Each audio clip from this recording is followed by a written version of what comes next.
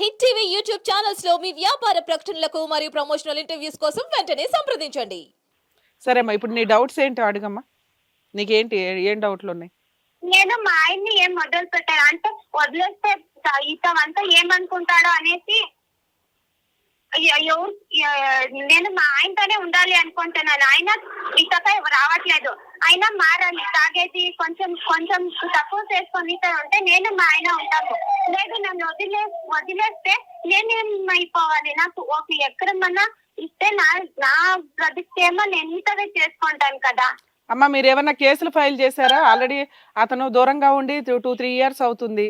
2-3 సంవత్సరాల నుంచి మీరు మీ అమ్మ మీ కష్టం ఏదో మీరు పడుతున్నారు అదే ఊర్లో ఉండి. ఎవరు వాళ్ళ తరపున వచ్చి మిమ్మల్ని మాట్లాడట్లా. ఆ ఉన్న 3.5 ఎకరాలు అతని పేరు మీద రాస్తే అతను ఎవరికన్నా అమ్మేసుకుని తాగుడు డబ్బులకి ఎవరికో సంతకాలు పెట్టేస్తాడు. ఓ 1000కో 2,000కో సంతకాలు పెట్టినా పెడతాడు. ఇప్పుడు చుట్టాలే తీసుకోవచ్చు, ఇంకెవడన్నా ఓ ₹1,00,000 చేతిలో పెట్టి కూడా రిజిస్ట్రేషన్లు చేయించుకునే బ్యాచ్లు ఉంటారు కొంతమంది.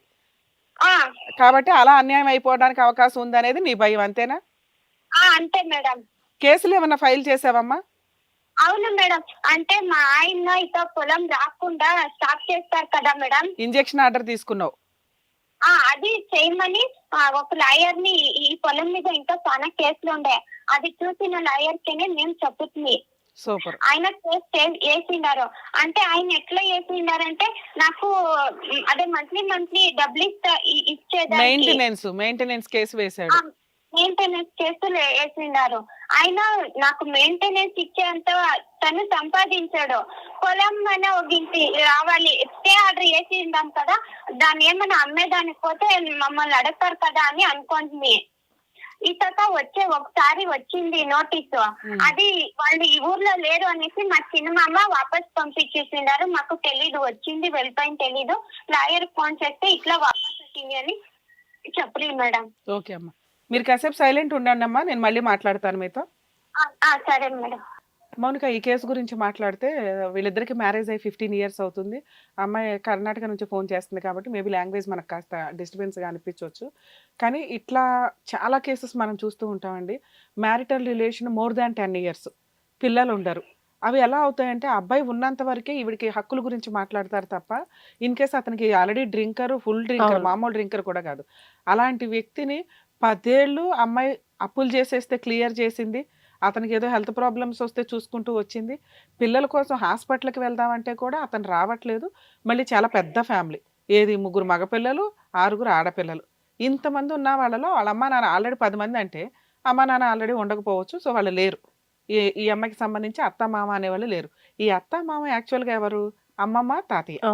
సో మేబీ వాళ్ళు ఉంటే ఈయనకి ఏమన్నా కౌన్సిలింగ్ ఇచ్చేవాళ్ళ అంటే ఎవ్వరు ఆయనకి కౌన్సిలింగ్ ఇచ్చేవాళ్ళు, కంట్రోల్ చేసేవాళ్ళు లేరు.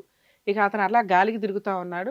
మేబీ మనం సైంటిఫిక్గా చూస్తే కూడా తెలుసు, అంత సిగరెట్లు కానీ, డ్రింకింగ్ కానీ, చెడు అలవాట్లు కానీ ఉంటే కొంచెం పిల్లలు పుట్టే విషయంలో చాలా డేంజర్ వ్యవహారాలు ఉంటాయని, చెడు అలవాట్లకి అలవాటు అవ్వద్దు అని చెప్తారు. మేబీ దానివల్ల ఆర్గాన్స్ కూడా డ్యామేజ్ అవుతాయి. ఇప్పుడు ఆయన ఏ స్టేజ్లో ఉన్నాడో కూడా కనిపెట్టడం ఎవరి వల్ల కాదు.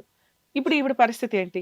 ఇన్ కేస్ అతనికి ఏదన్నా అయితే ఈవిడికి ఏమీ ఇవ్వకుండా ఎక్కొట్టడానికి మిగతా రిలేటివ్స్ చేస్తున్న పనులు, అంటే ఆయన అన్నదమ్ములు ఉన్నారు కదా, మేబీ వాళ్ళంతా కూడా ఇలాగే నడిపించి అతనికి ఒక 10,000 అని ఒకసారి, ఒక 5,000 అని ఒకసారి ఇలా అప్పులు ఇచ్చి ప్రామిసరీ నోట్ల మీద సంతకాలు తీసుకుంటూ ఉంటారు ఇలా బాగా డ్రింక్ అడిక్ట్ అయిపోయిన వ్యక్తులు.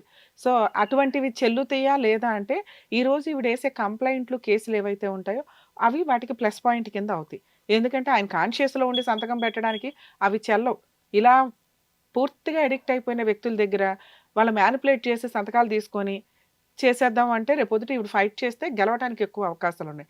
కాబట్టి ఇలా డ్రంక్ అండ్ దీంట్లో ఉన్న వ్యక్తుల విషయాల్లో చాలా జాగ్రత్తగా వాళ్ళకి అప్పులు ఇవ్వడం కానీ, వాళ్ళ దగ్గర నుంచి ఏమన్నా తీసుకోవడం కానీ, సిగ్నేచర్స్ తీసుకోవడం కానీ ఎంతవరకు వ్యాలిడ్ అని ఆ అప్పులు ఇచ్చేవాళ్ళు ఆలోచించుకోవాలి.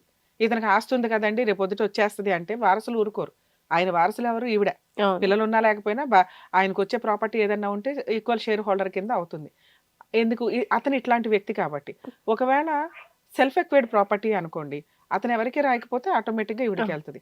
అలా అని 15 ఏళ్ళ కాపురం అయ్యింది కాబట్టి ఈవిడ మెయింటెనెన్స్ కేసు ఫైల్ చేస్తే ప్రాపర్టీని అటాచ్మెంట్ పెడతారు. అతను సంపాదిస్తున్నాడా, సంపాదించట్లేదా అది కోర్టుకి చెప్పం. అతను అడిక్ట్, పని చేసుకుంటున్నాడు. ఆల్రెడీ తను చెప్తుంది, బాత్రూమ్లన్నా క్లీన్ చేస్తాడండి, వెళ్తాడు, ఆ రోజు తాగుడికి కావాల్సిన అతని వరకు అతను సంపాదించుకుంటున్నాడు. ఇలాగే నడిపిస్తున్నాడు తప్ప అరే భార్య ఎట్లాగా అమ్మాయికి నేనేం చేయాలి, నన్ను నమ్ముకొని ఒక అమ్మాయి ఉంది అన్న జ్ఞానం అతనికైతే లేదు, ఉండదు కూడా మేబీ అతనుకున్న ఎడిక్షన్ వల్ల. సో ఇప్పుడు ఈ ప్రాపర్టీ 3.5 acres అతనికి ఏదైతే వస్తాయో, అసలు ఈవిడికి 1 acre ఇవ్వడం ఎందుకు, కేసులో స్టే పడేసి ఉంటే అతనికి ఏదైనా అయిందంటే తదనంతరం మొత్తం 3.5 acresకి ఈవిడే వానరు లీగల్ ప్రొసీడింగ్స్లో. అది వాళ్ళ అడ్వకేట్ వాడుతున్న ట్రిక్ ఇక్కడ. అది బెటర్ ఆప్షన్. ఎందుకంటే ఆ అమ్మాయి ఆల్రెడీ అప్పులు తీర్చింది, 15 ఏళ్ల నుంచి భర్త కావాలనుకుంటుంది, అతను మారట్లేదు, అతను ఎక్కడో తాగిపడి ఉంటున్నాడు. వస్తే చూసుకుంటాననే వాళ్ళ ఊరే అవును. వెళ్ళి అక్కడే ఒక ఇల్లు రెంట్కి తీసుకొని ఉంటుంది. పోనీ ఈవిడేమన్నా బయట అమ్మాయా, సొంత మేన అక్క కూతురు, అవును. అందరికి కూతురు కిందే లెక్క. ఏది ఆ పిన్నులకి పెద్దమ్మలకి, మేనమామలు ఇద్దరికా మేనకోడలు, వీళ్ళ అన్నయ్యలకి అవును. వీళ్ళ హస్బెండ్ వాళ్ళ అన్నయ్యలకి. ఈ పిల్లకి ఇదే అమ్మాయి బయట సంబంధం ఇచ్చుంటే ఈ 10 మంది కుటుంబాలు నుంచొని అవతలోడు తోలు తీసేవాళ్ళు. అవును. కానీ ఇక్కడ ఏమైపోయిందంటే ఈ అమ్మాయి వీళ్ళంతా ఒకటే అవ్వడం వల్ల వీళ్ళే తనుకుంటున్నారు. సొంత చుట్టరికాలు డ్యామేజ్ అయిపోతున్న సందర్భాలు. ఇందులో వీళ్ళ నాన్నగారు కూడా చనిపోయారు. సో ఇప్పుడు ఆ ఆస్తి అంటూ లేకపోతే ఈవిడ జీవితం సున్నా అవుతుంది. ఓపుకున్నంత కాలం ఇప్పుడు సంపాదించగలదు తప్ప అవును. తర్వాత సంపాదించలేదు కదా. సో ఈ అమ్మాయి జీవితాన్ని ఒక భర్త డిసైడ్ చేసేసాడు. అదే పిల్లలు ఉండుంటే అమ్మాయి ఈ రోజున పార్టీషన్ సూట్ వేసుకునేది, యాన్సిస్టర్ ప్రాపర్టీ కాబట్టి పిల్లలకు వచ్చేది. ఈవిడ పార్టీషన్ సూట్ వేయొచ్చు అంటే వేయడం కుదరదు. అతను సెల్ఫ్ ఎక్వైర్డ్ మీద వేయడానికి కుదురుతుంది కానీ యాన్సిస్టర్స్ మీద వేయడానికి కుదరదు. సో ఇప్పుడు ఈవిడ చేయగలిగే పని ఏంటంటే ముందు అర్జెంటుగా మెయింటెనెన్స్ కేసు వేయాలి. అతను ఆ రేంజ్లో సంపాదిస్తాడా సంపాదించడా అనేది పక్కన పెడితే మెయింటెనెన్స్ 498 కేసులు అయితే ఫైల్ చేయాలి. అతన్ని ఎవడో పట్టుకొచ్చి ఇక్కడ అరెస్టు చేయరు, ప్రొసీడింగ్స్ నడిపించరు. పోనీ వీళ్ళందరి మీద వేద్దామా అంటే ఆవిడ ఆల్రెడీ వాళ్ళ అడ్వకేట్ కాస్త ఎవిడెన్స్లు ఏమన్నా ప్రాపర్గా ఉంటే ఎవరైతే ఓవర్ ఇన్వాల్వ్మెంట్ అవుతున్నారో అతని తరపున వాళ్ళ మీద కేసులు ఫైల్ చేయడానికి ఉంది. వాళ్ళంతా ఏమనుకుంటున్నారంటే ఇన్ కేసు అతని పేరు మీద 3.5 acres రాయించి ఓ 5 లక్షలు 10 లక్షలు వాడికి ఇచ్చేసి ప్రామిసరీ నోటో గిఫ్ట్ డీడ్లో లేదా అప్పు తీసుకున్నామని మార్టిగేజ్ చేయించుకోవడం, ఇలాంటి అవకాశాలు ఎక్కువ ఉన్నాయి. దీని మీద స్టిల్ ఇప్పటికీ కూడా ఇన్కమ్ ఏదైతే మీకు కౌలు ఇన్కమ్స్ వస్తాయో పంటకి సంబంధించి అది ఆల్రెడీ ఒక ఆవిడ ఎవరో ఒక అన్నలో ఎవరో రిలేటివ్సే తీసుకుంటున్నారు తప్ప అతనికి ఇవ్వట్ల. యాక్చువల్గా అవి తీసుకునే హక్కు ఈవిడకుంటుంది. ఎందుకంటే ఈక్వల్ టు మెయింటెనెన్స్. భర్త పోషించినప్పుడు భర్తకి సంబంధించిన ప్రాపర్టీస్ దగ్గర నుంచి మెయింటెనెన్స్ క్లెయిమ్ చేసుకునే రైట్స్ ఆవిడకుంటాయి. అందుకని వాళ్ళ అడ్వకేట్ ఆ కేసు ఫైల్ చేశాడు. ఇది ఇట్లా నడిపించడం బెటర్. ఇప్పటికిప్పుడు తేలిపోయే వ్యవహారం కాదు. ఆ 3.5 ఎకరాలు ఇవాళ కాకపోతే రేపైనా ఈవిడకి వస్తాయి. ఆయనకి వచ్చినాక ఈవిడకు 2 ఎకరాలు ఇస్తాడా, 1 ఎకరం కాదు ఈవిడ 2 ఎకరాలు అడగాలి రూల్ ప్రకారం. అలా అడిగితే వాళ్ళు ఏమైనా కొంత అమౌంట్కి యాక్సెప్ట్ చేయడానికి అంటే అవకాశం ఉంది. రమ్య గారు ఇప్పుడు ఆయన నేను ఈమెకు ఏమి ఇవ్వను, నాకు అవసరం లేదు అని అందుకే అంటే కోర్టుకు వెళ్ళటం. ఓకే. ఆయన ఏమి ఇవ్వననే చెప్తున్నాడు కాబట్టి అమ్మాయికి వేరే ఆప్షన్ లేకపోయింది. ముందు మనిషి దొరకట్ల. కాపురానికి వస్తాడా అంటే అక్కడెక్కడో ఉన్నాడు, రావట్లే. రప్పించడానికి ఎవడైనా పెద్ద మనుషులు ఉన్నారంటే ఎవడో మాట్లాడట్లా, మాకేం సంబంధం లేదు, మీరు చావండి అన్నట్లు ఉన్నారు. సో ఎవడో సపోర్ట్ చేయట్లేదు కాబట్టి వీటి లీగల్ సపోర్ట్ తీసుకోవాల్సింది. అమ్మ చంద్రిక ఒకసారి వినండి అమ్మా, మీరు సరే మేడం. మీ అడ్వకేట్ ఏదైతే ప్రొసీడ్ అవుతున్నారో అది ప్రాపర్ వేలోనే ఉన్నట్లు లెక్కమ్మా. మీరు సెటిల్మెంట్ కి కూర్చుంటే 1 ఎకరం కాదమ్మా అడగాల్సింది 2 ఎకరాలు. ఎందుకంటే మీరు 15 ఏళ్ల మ్యారిటల్ రిలేషను, అదేమి అతను కష్టపడి సంపాదించింది కాదు, వారసత్వపు ఆస్తి. సో ఇందులో నువ్వు కూడా వన్ ఆఫ్ ద వారసురాలువే ఒక రకంగా చూస్తే, ఎందుకంటే నువ్వు మేనకోడలివి. అవును మేడం. అర్థమవుతుందా? నెక్స్ట్ 15 ఏళ్ల కాపురంలో ఎటువంటి బాధ్యతలు తీసుకొని వ్యక్తి నువ్వు మెయింటెనెన్స్ పిటిషన్ ఫైల్ చేసినాక ఈ ప్రాపర్టీని అటాచ్మెంట్ చేసుకుంటే దాని మీద వచ్చే కౌలు అమౌంట్లు కానీ ఇన్కమ్ కానీ నీకు ఇవ్వడానికి అవకాశం ఉంది కోర్టు వాళ్ళు. అలాగే ప్రాపర్టీలో షేర్ కూడా ఇస్తారమ్మా. మీరు domestic violence case, maintenance case, 498 case ఒకటి పోలీస్ స్టేషన్ కంప్లైంట్ అమ్మా, అదొకటి వేసి ఉంచండి. 498 మేడం. 498 పోలీస్ స్టేషన్ లో వేసే కంప్లైంట్ అమ్మా అది. సరే మేడం. ఈ కేసు వేసి మీ ఎవరు ఉన్నారు కదా ఇంకా మేనమామలో పిన్నులు పెద్దమ్మలో ఎవరైతే ఓవర్ ఇన్వాల్వ్మెంట్ అవుతారో వాళ్ళందరి మీద ఒక కంప్లైంట్ రూపంలో ఇవ్వండి. చచ్చినట్టు వాళ్ళంతా పోలీస్ స్టేషన్కి వచ్చి కూర్చొని కౌన్సిలింగ్ లో పార్టిసిపేట్ చేసి ఆయనతో నీకేమైనా ఒక 2 ఎకరాలు నీకు రిజిస్ట్రేషన్, ఆయనకు 1.5 acre రిజిస్ట్రేషన్ చేయించడానికి అవకాశం ఉంది. వాళ్ళు చేయించలేదే అనుకో, నువ్వు ఎఫ్ఐఆర్ చేయించేసేయి, కేసు బుక్ చేయించే, పోలీస్ స్టేషన్లో కేసు బుక్ చేయించి ఇప్పుడు మీ లాయర్ గారు ఏదైతే చెప్తున్నారో ఆ వేలో నువ్వు ప్రొసీడ్ అవునానా, నీకు ఆ ప్రాపర్టీ ఎక్కడికి పోదు, ఆ ప్రాపర్టీ మీ ఆయన మీద రిజిస్ట్రేషన్ అవ్వనివ్వకుండా వేరే వాళ్ళకి అమ్మకుండా ఇంజెక్షన్ ఆర్డర్ ఏదైతే వేశారో అది కరెక్ట్, అది అలా ఉండని. అది ఎప్పటిదాకా ఉంటుందంటే నీకు మెయింటెనెన్స్ ఆర్డర్ అయ్యేదాకా ఉంటుంది. మెయింటెనెన్స్ ఆర్డర్ అయిన తర్వాత నీకు కోర్టు వాళ్ళు ఆ ప్రాపర్టీని అటాచ్ చేసి నీ పేరు మీదకి రిజిస్ట్రేషన్ చేయించడానికి అవకాశాలు ఉంటాయి. సరేనా? ఆల్ ది బెస్ట్ అమ్మా, జాగ్రత్త అమ్మా. Thanks madam. ఓకే అమ్మా. ఇంతే మేడం, ఈవిడికి ఏంటంటే లీగల్ ప్రొసీడింగ్స్లోకి వెళ్ళడం better option. Marital relation below 5 years 3 years ఉండి ఏ రీజన్ లేకుండా విడిపోవడం వేరు. ఈవిడ ఆల్రెడీ భర్త కావాలనుకుంటుంది, అవును. నిలబెట్టుకోవడానికి చాలా ప్రయత్నాలు చేసింది.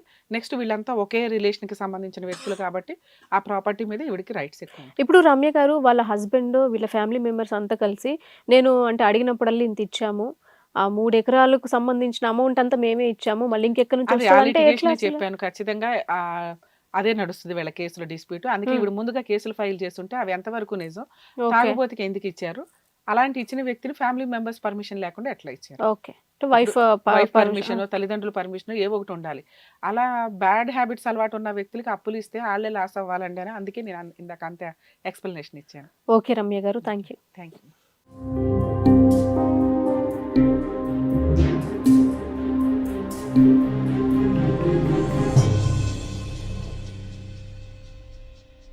సమస్య లేని ఇల్లు ఉండదు, పరిష్కారం లేని సమస్య ఉండదు. బంధాలు గొప్పవి, బాధలు చిన్నవి.